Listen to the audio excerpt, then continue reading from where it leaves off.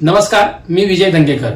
महाराष्ट्रात घटनावर घटना व्हायला लागल्यात का तर कायद्याचा धाकच कोणाला राहिला नाही का काय, किंवा कायदा तेवढा कडक नाही शिक्षा देण्यासाठी का काय, असाच प्रश्न पडतो. नुकत्याच महाराष्ट्रात 11 महिन्याच्या स्वतःच्या मुलाला एका महिलेने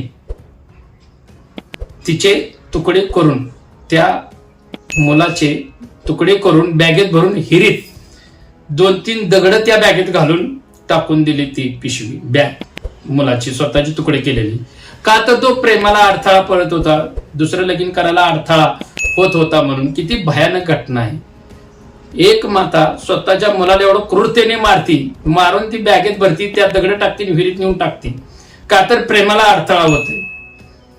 असलं एवढं भयानक विचित्र प्रेम कसलं काय करायलाय तुम्ही, कुणावर करताय?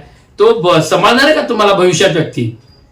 आज तो तुमच्यावर प्रेम करतोय, तुम्हाला एक मुलगा आहे, मुलगी असेल, आणि तो फक्त तुमच्यावर प्रेम करत नाही मनापासून, त्याला एक तुमच्यापासून वासना झालेली आहे. वासना म्हणतात ना आपण, शरीर सुखाची वासना झालेली आहे, म्हणून तो प्रेम केला.